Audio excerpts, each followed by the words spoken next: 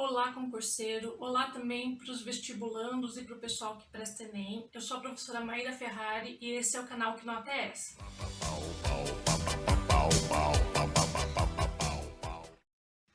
Nesse canal a gente vai analisar algumas notas 10, né, de redações e outras notas também que não chegam à nota máxima e verificar se foram dadas essas notas, tá?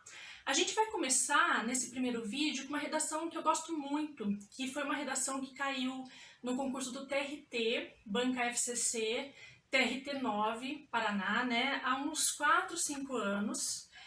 E é uma redação que eu gosto muito, eu acho que é uma redação que ela é redondinha, ela é uma redação que apesar das 30 linhas, né, que a gente sabe que é tão pouco espaço para a gente às vezes discorrer sobre algum assunto, o aluno, né, consegue trazer tudo o que ele gostaria de forma muito clara, né, muito coesa e muito bem explicada, muito bem desenvolvida. Não falta desenvolvimento, apesar das 30 linhas e apesar do tanto de informações que ele traz, né.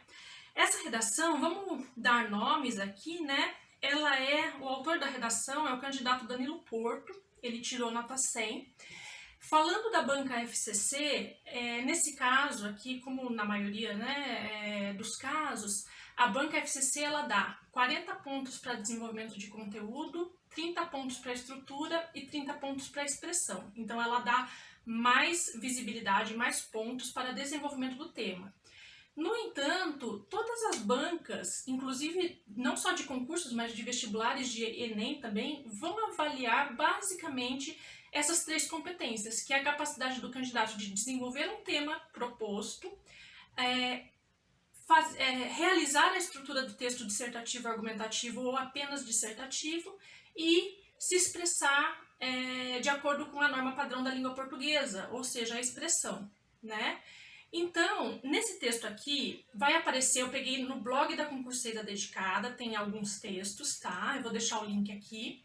E também, vocês podem acompanhar, eu vou colocar o texto para vocês, a gente tem a prova que fala o seguinte, nos dá um texto inicial. Essa prova nos sugere um texto de apoio, como muitas das provas, né? Esse texto não é obrigatório ser trazido para a redação, mas ele indica o caminho que a banca deseja para aquele texto, né? É um texto que meio que encaminha a prova. Então é bom ser considerado sim, é bom ser levado em conta sim. Então vamos ver esse textinho. Vejamos a questão. A fronteira é, simultaneamente, o lugar onde países se encontram e se separam.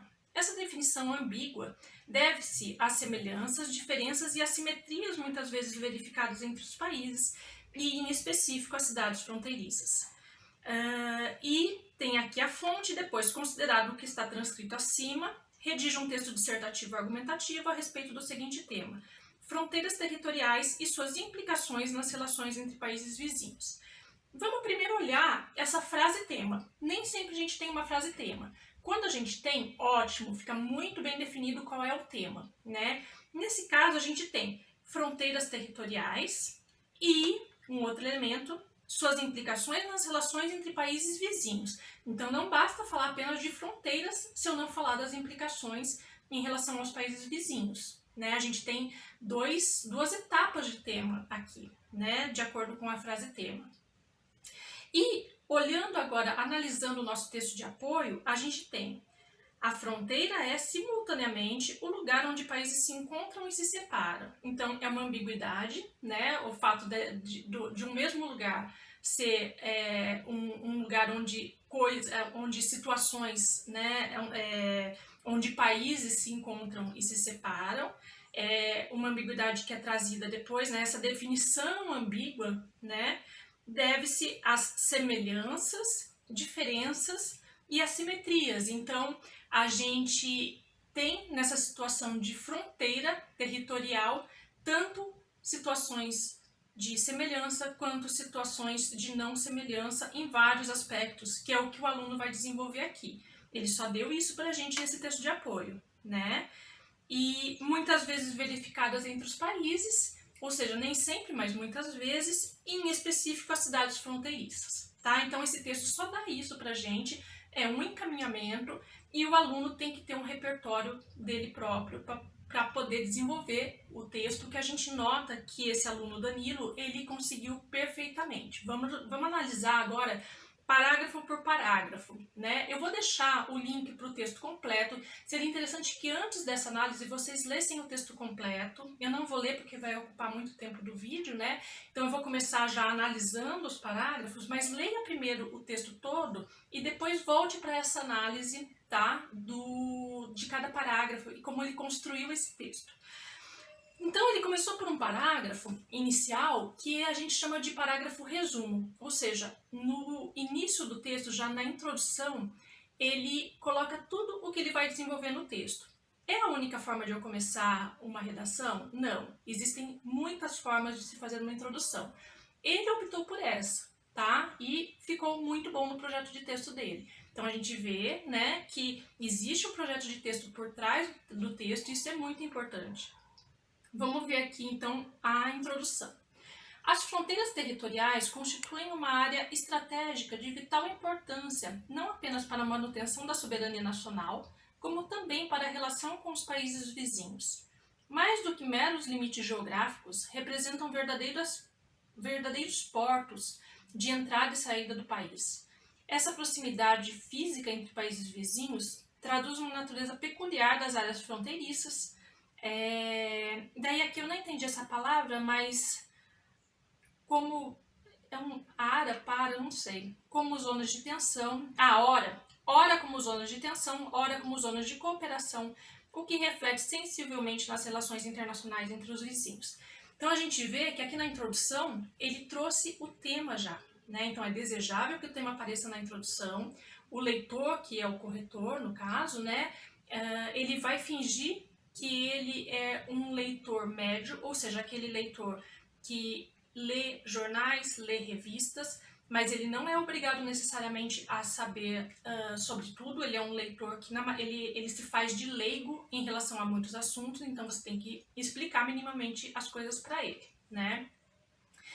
Então ele traz essa introdução e vamos ver como é que ele começa o segundo parágrafo, né? Ele fala assim: convém, primeiramente, destacar que as fronteiras costumam ser associadas à defesa militar. Aqui a gente já começa a ver que ele, paralelamente à introdução, na introdução ele fala de soberania nacional. A soberania nacional tem a ver com a proteção militar, então ele vai começar por aí, né?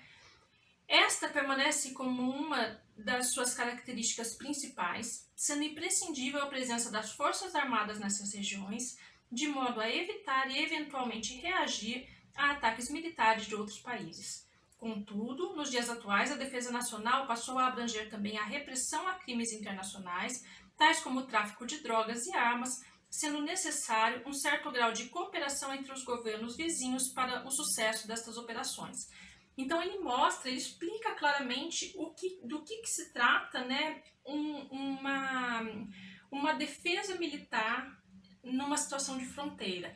Aqui nesse segundo parágrafo a gente vê que ele faz uma relação entre a primeira coisa que ele fala lá na introdução, soberania nacional. Então as forças militares na fronteira têm relação com soberania nacional. E ele explica detalhadamente aqui nesse parágrafo do que se trata, né, o que faz um exército, ou o que faz essa defesa militar numa fronteira, né, de um país, de uma cidade, né, a gente verifica aqui. Daí, no terceiro parágrafo, vamos notar que, voltando para o segundo, ele fala assim: convém primeiramente. Agora, ele fala além do combate ao crime, ou seja, ele não fala além disso, porque o disso, em início de parágrafo, assim como isso, pode remeter a qualquer coisa que eu falei anteriormente, né? Então, ele fala assim, além do combate ao crime, ou seja, ele estava falando disso no parágrafo anterior. Então, ele inicia o terceiro parágrafo muito bem, fazendo uma alusão ao que ele já estava falando, e ele vai falar além disso. Então, além do combate ao crime, as áreas de fronteira também se mobilizam pela necessidade de regulação e fiscalização do fluxo de bem e pessoas entre os países. Dessa maneira, as operações de importação e exportação de produtos, bem como de imigração e emigração de indivíduos, também demandam cooperação entre países. Essas regiões, aqui eu não entendi essa palavra que ele fala, não sei se é povoadas, né? Como a fronteira do Brasil com o Paraguai, por exemplo, na qual a política de contrabando é frequente, vislumbra-se com maior facilidade a importância das boas relações que os países vizinhos devem manter, muito embora também ocorram atritos comuns em se tratando de relações internacionais. Então aqui a gente, voltando para a introdução, a gente nota que ele falou da questão da soberania, depois ele fala da questão de portos, que tem muito a ver com a entrada de pessoas e de bens, né? E ele fala da questão da importância da boa vizinhança, da questão da importância da cooperação entre países vizinhos. Então, ao mesmo tempo que eu tenho que proteger o meu país de outros países, eu também preciso da cooperação deles também para a proteção do meu país. E, na conclusão, ele fecha. Assim, não há como negar que as regiões da fronteira possuem importância destacada no âmbito das relações internacionais, seja nas esferas comercial, militar ou diplomática. Ou seja, ele falou da questão comercial, quando a gente fala de importação e exportação, ele falou da questão militar, quando a gente fala de proteção de fronteira pelo exército ou por militares, e a gente fala de diplomacia quando a gente fala de emigração e de imigração, e também da relação entre os países, uma relação de amizade, de proteção mútua, né? Portanto, o bom relacionamento com as nações vizinhas começa com uma boa gestão da área fronteiriça, de modo a atenuar ou eliminar eventuais tensões, bem como atuar conjuntamente na fiscalização aduaneira. Novamente, né, ele usa um sinônimo para fronteira ou para, né, que é a aduana. Então ele fala ou eliminar eventuais tensões, bem como atuar conjuntamente na fiscalização aduaneira, no controle de imigração e no combate à criminalidade, no interesse comum de todos. Então, gente, nota-se que esse texto aqui, ele é um texto redondinho, ele tem um projeto de texto por trás dele que é perfeitamente notado pelo corretor quando ele, né, pega esse texto. Uma letra pequena, mas não minúscula, pequena, porque em 30 linhas a gente sabe que não dá para colocar o mundo, né? Mas existe um tamanho de letra pequeno e legível, e esse candidato ele conseguiu falar de todos os aspectos que ele planejou, né, em relação à fronteira. Nem todos esses aspectos, aliás, né, praticamente nenhum estava no texto fonte. Esse candidato conseguiu trazer o repertório dele para dentro desse texto e mostrar para o corretor que sim, ele tinha repertório, ele conseguia mostrar, desenvolver esse repertório de forma clara, de forma coesa, né? Então, no desenvolvimento de tema, ele é perfeito, tanto na apresentação como no desenvolvimento do tema, né? A estrutura é perfeita, a expressão é perfeita, não tem erros, né, de gramática, no sentido de não tem erros sintáticos, não tem erro de ortografia, de pontuação, enfim, nenhum erro. Então, esse é um exemplo de nota 10, de nota 100 da FCC, né? Espero que vocês peguem aí por esse vídeo algumas dicas, que tenha sido proveitoso para vocês. Espero vocês nos próximos vídeos para a gente fazer outras análises.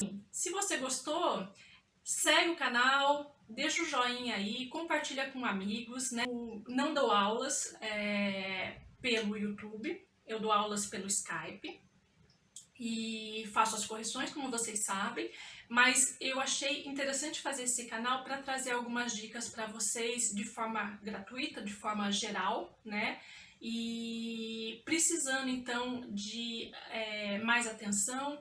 Se você quiser, né, fazer as correções, gente, meu Instagram é esse aqui. Eu tenho outras redes sociais que vocês podem ver também, mas eu uso mais o Instagram, como vocês sabem. Então, se vocês quiserem me contactar, vai pelo Instagram, vai pelo direct, me chama, tá? Ou deixa uma mensagem aqui, pode deixar comentário também. E obrigada por terem assistido.